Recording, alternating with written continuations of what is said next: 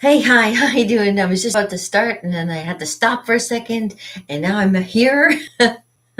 Huh, yeah, what a week it's been. What a week it's been.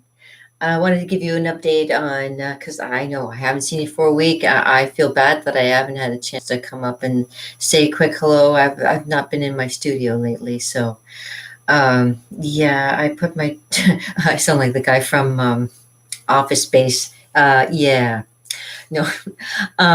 So what happened is I had to put my 18-year-old dog, I had to put her down last Wednesday.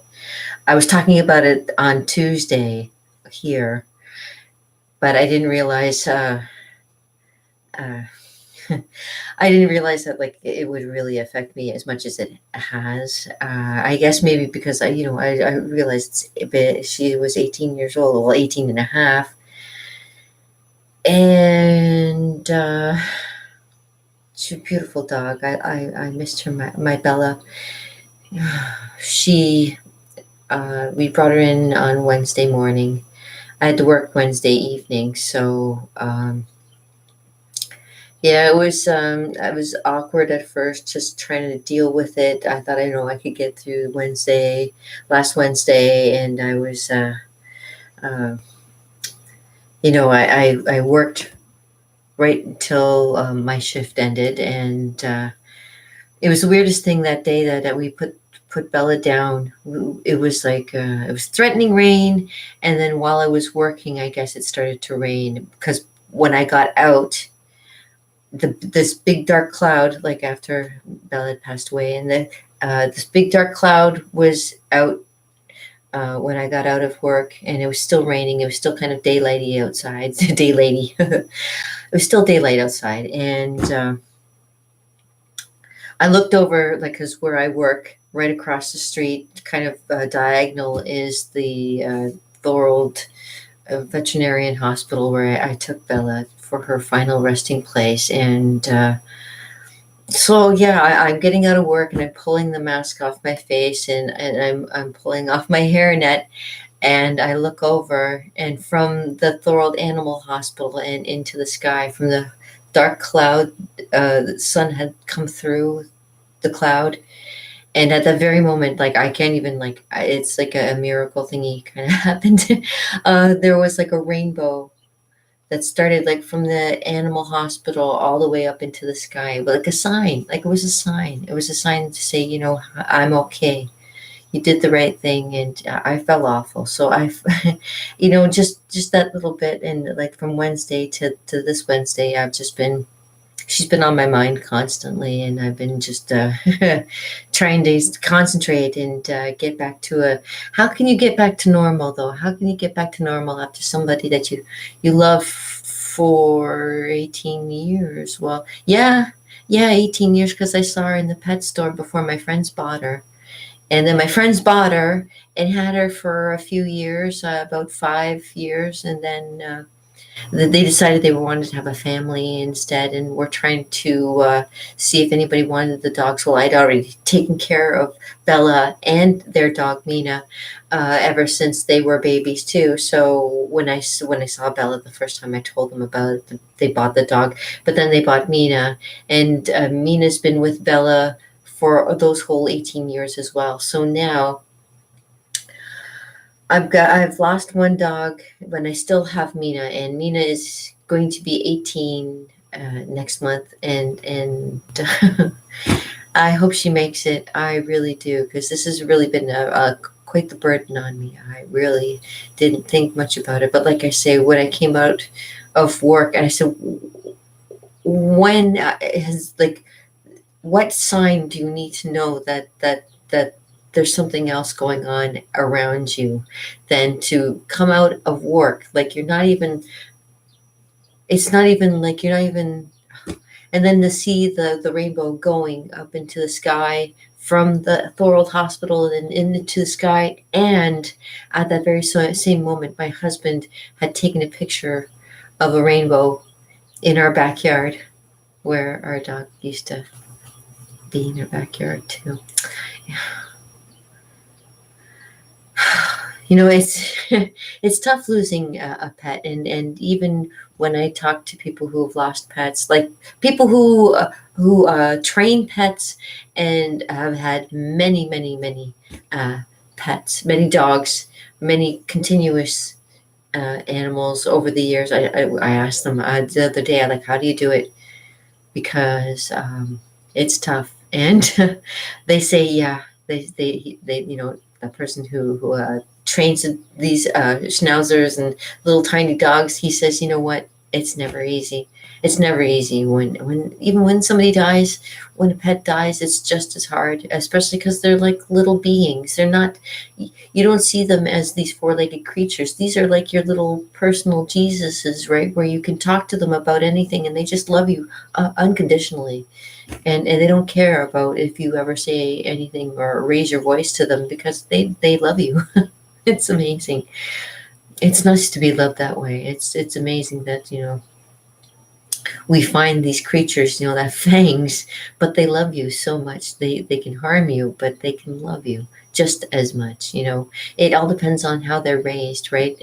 People say, oh, pit bulls are bad, but it all depends on how they're raised. They're raised to be good creatures, they're going to be good. If you raise them to be bad, they're going to be bad. I guess that has to do with the environment too. I guess a lot of things with life has to do with your environment as well. But I have to tell you, even on sunny days like today, you see it's sunny outside. It's not sunny for me. I'm not quite 100% yet. I'm not quite. I'm still missing my dog. I'm still missing my Bella, because even though I have Mina, my little 4-pound Yorkie, that was like the complement to my 12-pound Bella, who was like a like a yin yang symbol, like with the big white and the little tiny dark. And now all I have is just Mina, and she's missing her terribly. She refuses to have her bed moved right now, because she she wants the smell of her friend beside her all the time, and she looks over at her empty pillow all the time and sighs. That I brought her with us that day, so she knows, she's not stupid, and that she's going through a lot of pain too, and we're just giving her as much love as we can right now, just to show her, we hurt too. It bothers us as well. My husband, he took it probably worse than I did. I've had pets in the past where he's had like fish and hamsters, but he's never really had a dog, or for cats he's allergic to. So having a dog and having Bella for so long, and then now with Mina being as old as she is, it's ooh, yeah, it's, you want to just love them to pieces, because they spend their whole lives with you. They spend their whole lives looking up to you and admiring you. What more can you want from any living being than to be loved unconditionally? I think that's a great thing. And I appreciate you guys being here. I am very humbled, and I love you guys for just looking in and saying hi, and or at least watching in on me. I appreciate that too. Now, since I've been you know down for a day, like haven't really gone out to do anything, haven't really talked to people, but I have been getting back into drawing again. So I wanted to show you my book that I've been working on. I actually do I've got it already marked out for my next drawing that I'm doing, but I'll show you. I got these books from my sister. She finds them when she goes thrifting, and this is like 2 books. There's a third one somewhere, but I don't know where. She found these books, these from 1979, 1978, and it's really strange. It's got these books here. It's a Hobbit's journal. It says, being a blank book with some curious illustrations for friends, foes of the 9 companions. But this is when I saw this, I thought it was so cool. The illustrations are done by Michael Green, and inside, like these are his illustrations, and I wanted to keep it close to the original. So for those of you who didn't know about my doing with, I love the Lord of the Rings.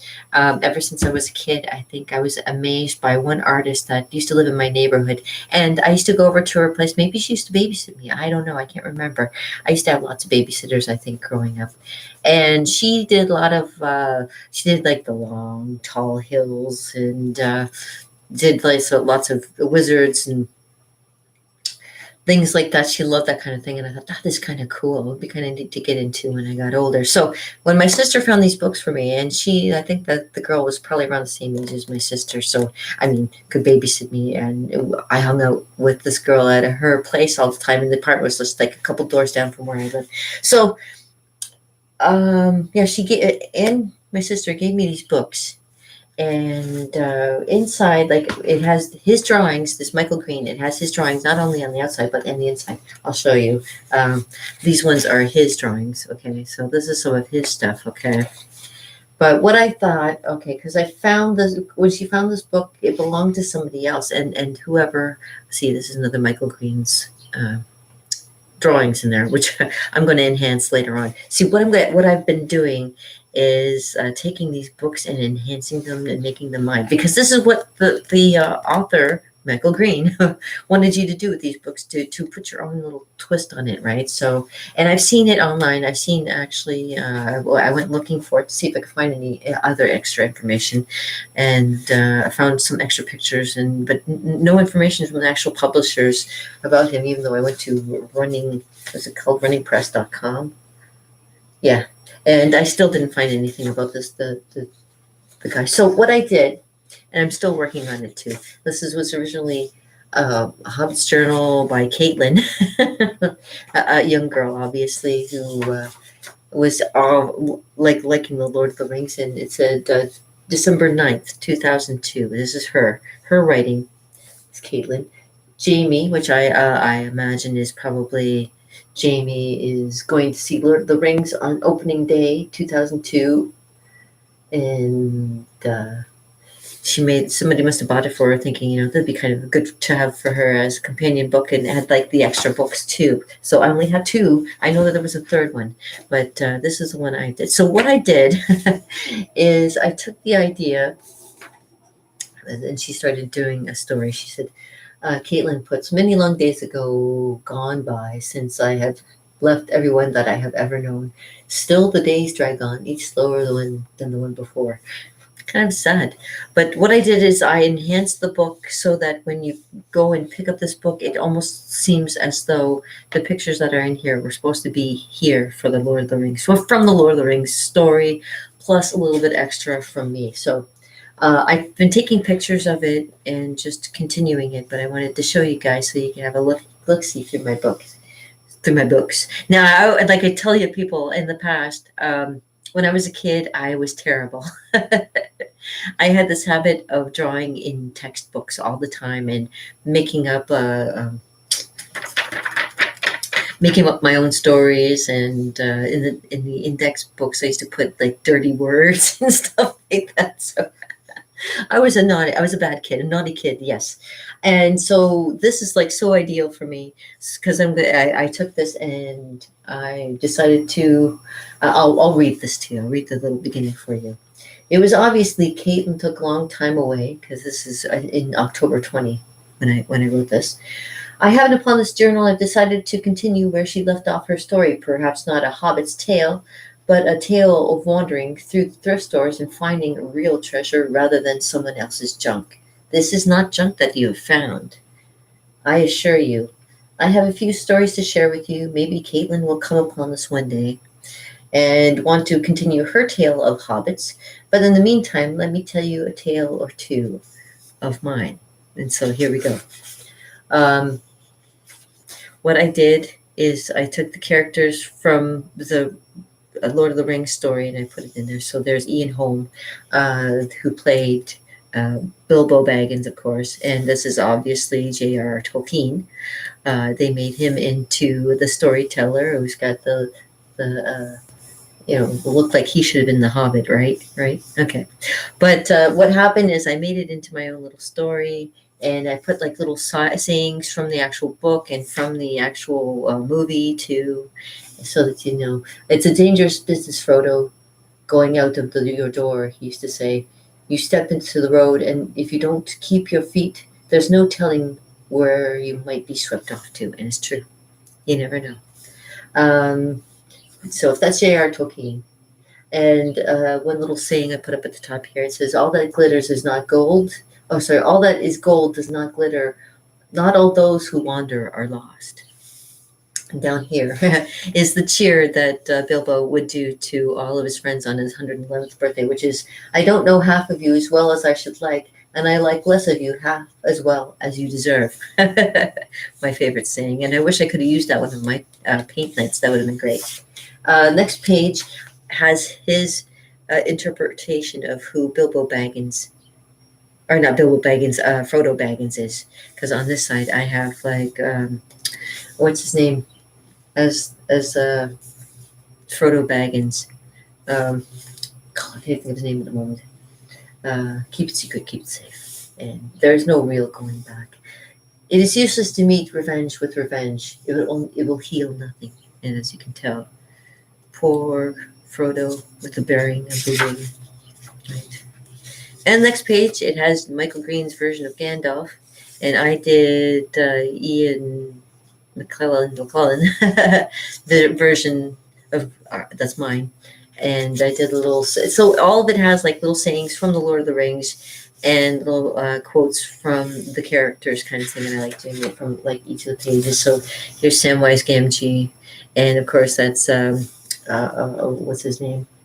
See, I'm having a hard time remembering names. I go live and I go deer in the headlight, right? Okay. So yeah, this is his version of Samwise. This is my version of Samwise, and of course, it's a little bit skewed. But when I'm working with doing it kind of fast, I kind of get a little bit. Okay, so here is Mary. This is his version of who Mary is. This is Mary that I did in my version of how I kind of keep it together, keep the story going together. And there's Pippin, and of course the guy who played Pippin. And his version of who he thinks Pippin is, and a little quote from Pippin. So, as you see, this is how the story goes. So there's Strider, the what's his name? Aragorn. There's, what's his name? Who played Aragorn? See, I can't think of his name either. Vigo something, right? I know. I'd say, he looked like an old lover I used to have. It's funny. Yeah, and the next page, of course, who he thinks, what do I call it? Legolas looks like. And of course, Orlando Bloom as Legolas. Now, it's not the greatest, but you know what? I did it in pen, and it's kind of hard to kind of go back and try and fix mistakes. So it's kind of like him, but it's more the character, right? Okay. All right. Next page, of course, is Gimli. And what's his name that played Gimli? I can't think of his name because I'm totally live and I'm deer in the headlights. Can't think of it. But Gimli, and the Michael Green's version of who Gimli is, and I did like the version of Gimli. So, and of course, this is Boromir, and the guy who played Boromir who always gets killed. And this is his version of Boromir, and this is the version from the Lord of the Rings one, right? Okay, same thing. I'm trying to make it look like it all belongs to the same book. And of course, the one they didn't mention is Tom Bombadil, which Tom Bombadil is, I should have made Stomping Tom. I didn't even think, hold on a second. I should have made a Stomping Tom. I didn't even think Stomping Tom would have been good. But you know what? I picked Robin Williams as being Tom Bombadil because when he played in, what was it? What's that name of the movie? That movie, Jumanji. It comes to me eventually. I see the letters and it comes to me eventually. Him and Jumanji, when he's like this, he looks kind of crazy and a little bit on the wild side, and that kind of reminds me of Tom Bombadil. And this is his version of Tom Bombadil. It's kind of scary. He's a kind of scary guy. It looks right at you, kind of thing. And that's I tried to make Robin Williams kind of like with him his huge beard because he does. He's a very hairy man. He had hair all over his face, but it is my version with as Robin Williams as Tom Bombadil, if they did. And now the lady of the daughter of the river, Goldberry, they didn't have anybody as her either, and I picked I can't say her name either, but you know who she is. That lady there. That lady there. That's my version of her. This is his version of Goldberry. This is my version of Goldberry. I saw a picture of her, and she's just so gorgeous. She's so pretty, and she would make such a good fairy. And I thought, there's that perfect. Of course, and this is Elrond, of course, and this is the guy who played, the guy who played Elrond in the movie, and this is Michael Raine's version of Elrond. And of course, I make a scene. They had an actual scene that you can make for yourself. So I make them, having to go through the mountain and stuff like that, and how they're trudging along, and they see the spies coming in the mountain off the mountainside, and they're trying to make their way across. And you can see it's got Boromir, and I think that's Pippin, if I'm not mistaken, and they got the rest of them. There's Gandalf over here trying to make his way through the deep snow, and they've made it up onto a solid rock over here, but Gandalf's still trying to make his way through the snow, with the other ones kind of coming through in the background over there, coming up the ridge. And I made all this. This is all my idea. All that was his was just this little bit here, and I continued it. So there we go. And the next page, he did that. I did the door. So it looks like he's sitting in front of the door trying to guess what the inscription is to get inside. Of course, I didn't make the door wide enough because there's supposed to be another leaf kind of on the other side of this here. But I've only got it like one side. So you can kind of, it's just for reference kind of thing, kind of showing it there. Enter friend. Melon. And okay, and here's something cool. So he did a version of what the Glambring Sword of Gandalf would look like on this side here. And over here, I tried to make it look like the same page. Now, I might even put Gandalf in there maybe eventually, but I tried to make it look, see how this page has a little bit of fog and stuff to it. I did the same on this side here to kind of make it look like the same thing. Like it belongs in the book, right? So that you look through it, you don't even think of it.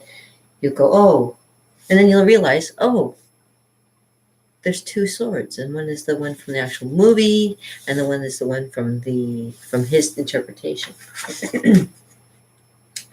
Galadriel, of course, what's her face? And again, I can't remember her name, but you know who she is.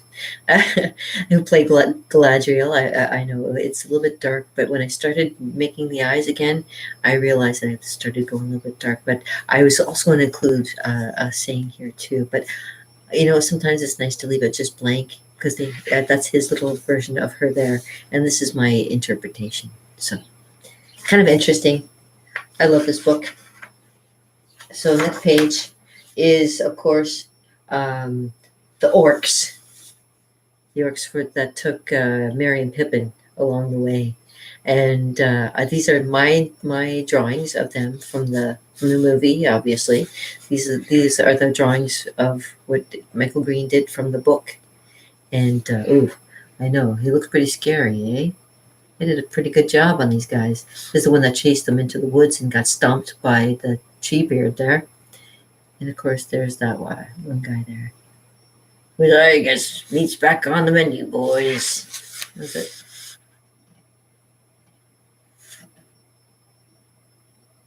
Yeah. You don't know their names, because in the movie you don't really know who they are. They just look like bad guys. But here they actually have the real names. Yeah, they look pretty scary. I did a good job. I'm pretty good with scary looking stuff. I should do a cartoon. I think I have. Wait. And then, of course, there's my precious. So tasty, sweet. Yeah, I made my version. Of course, that's from the Lord of the Rings movie. And that's his version of Gollum down here. So my version looks kind of more like Gollum than that Gollum there. But, I tried to make it look like the movie thing. Thank you, thank you. Oh, and of course, Eomer, the horse rider. The guy who also plays the Dr. McCoy in the Star Trek movies. Which, he looks totally different here. He's a really good at changing his look all the time. Maybe he'd be the next Lon Chaney, I'd say, if he gets into doing any more kind of changing his look around again. He is really good. Okay, and of course, and of course that's Michael Green's version of Elmer there, over there, and there's Elmer's battle tale of where he meets the orcs, and I try to have it so that the sword kind of goes out of the picture, so you see him kind of charging towards all these orcs, and there's like a big battle. That's Michael Green's full version. That's down there too, and there's where there's a big battle coming here, and he's fighting them. They're fighting, and then you can see Merry and Pippin's escaping in the background over there, like Wayne. There's two little heads there. That's Merry and Pippin escaping in the background. There you go. Just continuing the story, right? And of course, they bump into Treebeard. Now, that's my version of Treebeard here, and that's the Michael Green's version of Treebeard there. And of course, the famous words of Treebeard's side. I'm in nobody's side because no one is on my side, little orc. Nobody cares for the woods anymore. I love this version too. I was going to put Merry and Pippin in here, but maybe I'll just keep it as is. I like just to have it as Treebeard there. All right, another one that you could add on to, and this is the great thing about this book is he allowed you to add on to stuff. So another notch for Gimli's axe, and you see that's his Gimli, and that's my version of the guy that was coming at him with a knife and stuff. He swings at him, chops him up. So it almost looks like he gets it right. And then of course the next page is Helm's Deep, and when Gandalf shows up before the siege gets too out of control, as you can see, he shows up. The light comes down, and they come running at them and storming, and they get all the orcs. They start killing them all off and get back Helm's Deep kind of thing. See that? Yeah. It's a big crowd of people rushing from the top of the mountain. The second army, that's kind of cool. Okay, now Saruman. You know who that is? Christopher Lee, obviously. I love Christopher Lee. I loved him as the Dracula. He makes a great villain. He's the best villain, I think, ever. Christopher Lee. And that's his version of Saruman. That's, Christopher Lee playing Saruman. There we go. And, of course, Eowyn, I can't pronounce her name. But, it looks kind of a little bit different backwards. I'm looking at it backwards, but I did my version of her. And that's, I got to fix, that's just like a little part of her thing there. It looks odd, but it's right. Yeah, it turned out pretty good. Yeah, she's great. It says, I wish to be loved by another, but I desire no man's pity. There we go. And what do you fear, my lady? A cage, she says. Yeah, she's a warrior princess. All right. And so this is as far as I've gotten. And the Palantir, the thing that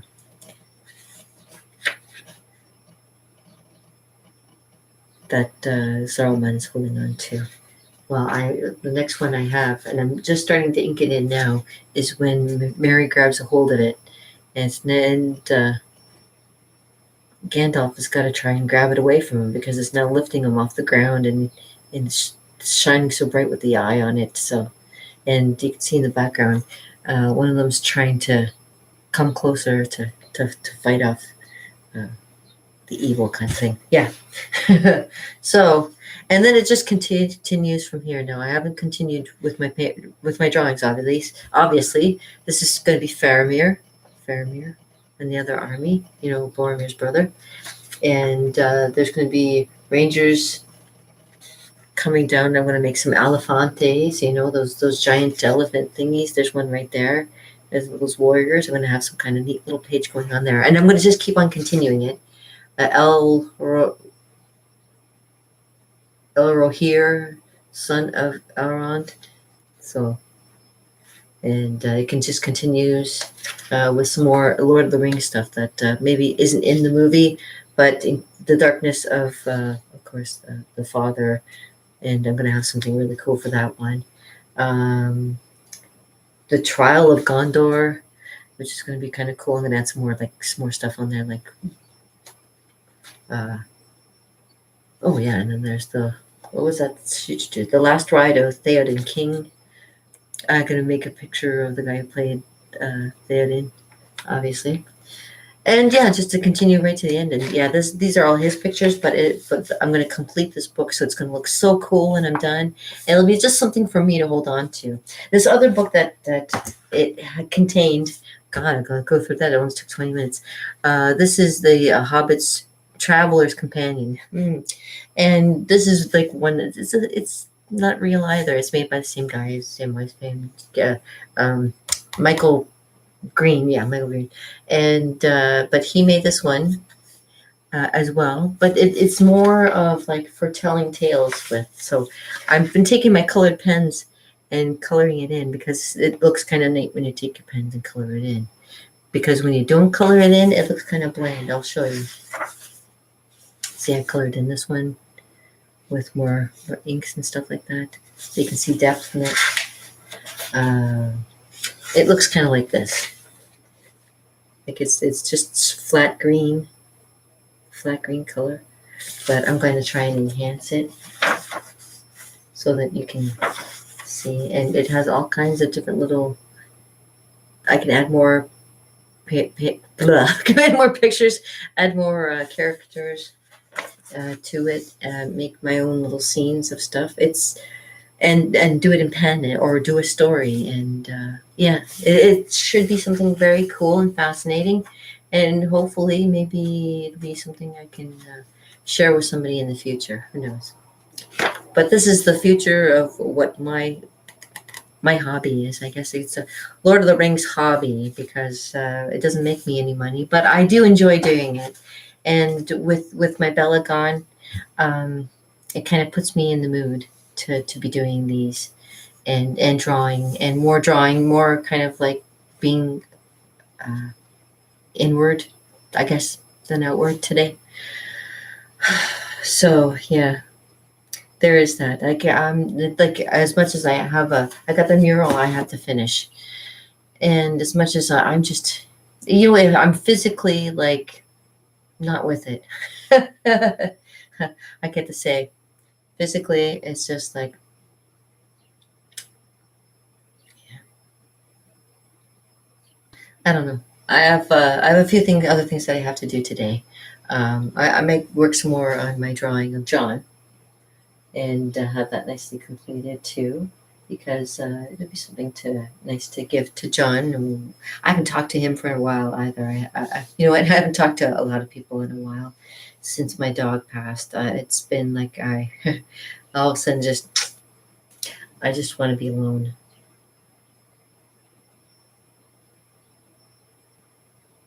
But that's okay. I mean, there's nothing wrong. Like I'm all right with it. It's just this life is a little bit more darker. She was like a good light. She was a light, definitely. Don't find any being like her. That's for sure. I know. I understand why Paul McCartney wrote all the songs to his dogs. And why he has such a love for animals. It's like they can't say anything. This is all that they can do is just love you. I know. I'm getting verklempt. I'm probably gonna have to go now. Yeah, I'm going to be. I got a few things to do today, so I hope to see you in my travels, and I hope you have a fantastic day. And here at the studio, I might even plug myself in and play a little ukulele later. Or, heck, before I go, let me give you a little bit of a reading too. Funny enough, on the bottom of my thing right now, it's one of the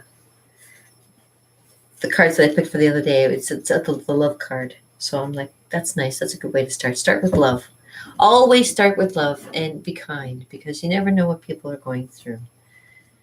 It's true. You don't realize. You think maybe it's something that's you're doing wrong, but no, it's just that their day may be involved with other things, and just you happen to catch on to something that you think this is you causing it, but it's not. It's just the day has been one of those days, and you just happen to be in the line of fire, kind of thing. And you just got to be kind. You got to be kind, right? Okay, so let me just start off my cards here for you, and we'll get a card of the day.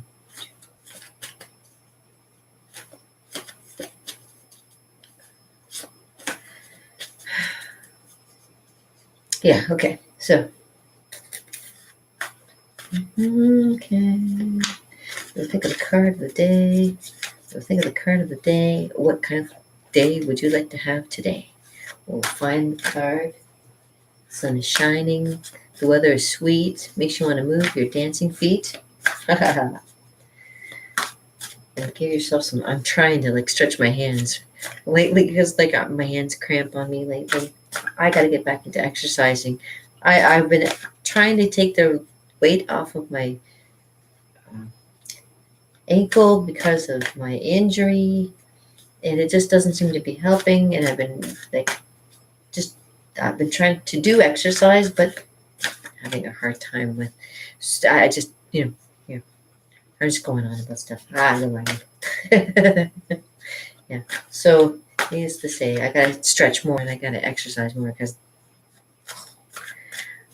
the pain, it's like it manifests into physical. It's amazing. Anyways, and it's only been a week. I'm just. Well, anyways, let's see what our card for the day is going to be, and hopefully it'll be better than my attitude right now. So let's see. Gotta stop eventually, unless somebody wants to say stop. But I'll just keep on shuffling until something falls out or I feel good about it.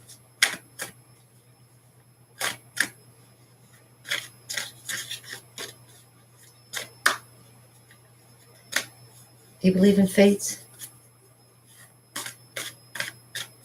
Sometimes, with that rainbow and everything,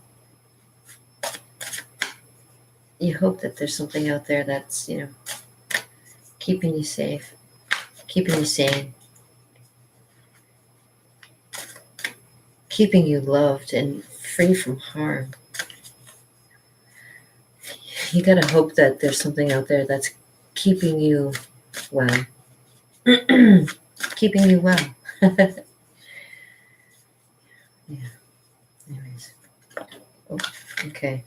I found one. One fell out. All right. So this is the Nine of Hearts. Nine of Hearts. So those of you who do your own tarot card reading and know what the Nine of Hearts is, it could be a specific meaning just for you. For this particular one, let me consult my book. But now I seem to get mixed up with my Enchanted Tarot along with my Hobbit journal, because they almost look the same. But no, okay, so this pretty card here, the Nine of Hearts. So it's definitely has to do with love. It's a good thing.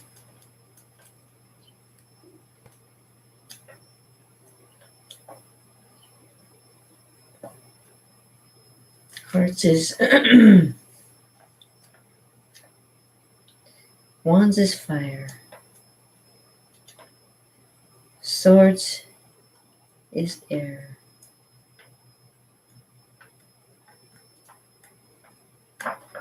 Hearts is water. And Nine of Hearts is fulfillment. So feel fulfilled. I guess that's a good thing. Oh, I'm scratching my chest. No, I'm not naked. Yes. So I am wearing a tube top. Yes, I got a tube top on. You're okay. I'm okay. So fulfillment. Fulfillment means that satisfaction is guaranteed. So I hope you're satisfied. Yes. I'll read you what it says. Um, oh, okay. So if you have any wishes that you have been thinking of recently, your wish has been granted. There's something good. Isn't it good to know that you've got a wish granted? It may arrive unexpectedly, or way or after, or a small delay, but know that this is a very lucky time for you. Be sure to wish for things that you know are best for you in the long term, because you are likely to receive them. You know, you may know sensual comforts and blessed periods of contentment.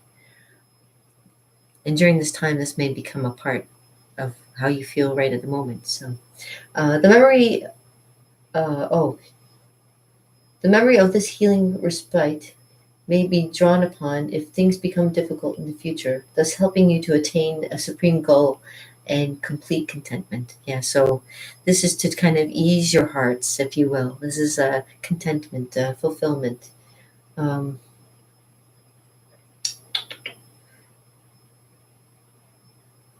there's nothing. There's nothing if not abundance.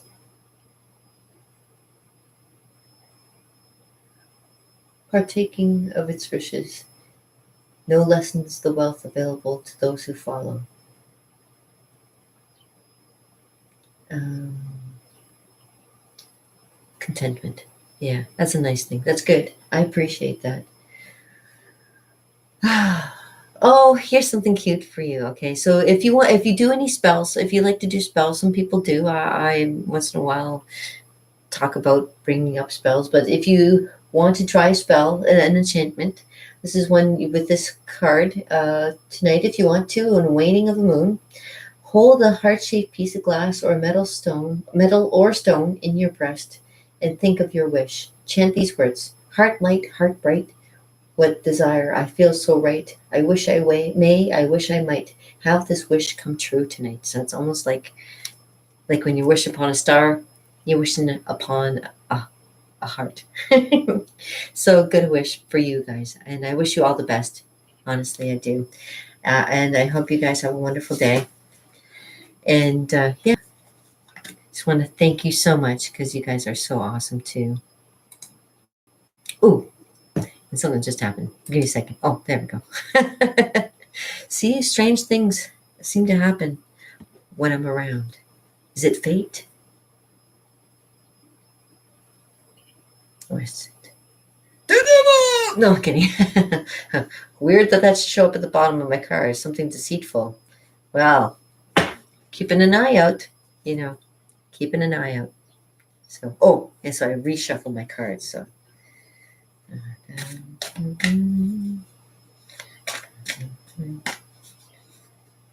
there we go. And I know what card this is on top because this is the. Yes, it is. It's the fiery lady. Yes. Funny that it should end on my 7th with the fiery lady. Interesting. And I believe that's courage. So have courage. Have courage. There could be something sneaky going on, but know that you have received fulfillment and you're about to receive a great gift. And don't let anybody stop you. Yeah. Don't let anybody get you down. And I hope you have a great day because I got to go and get some stuff done myself. So have a fun day. I will talk to you guys later.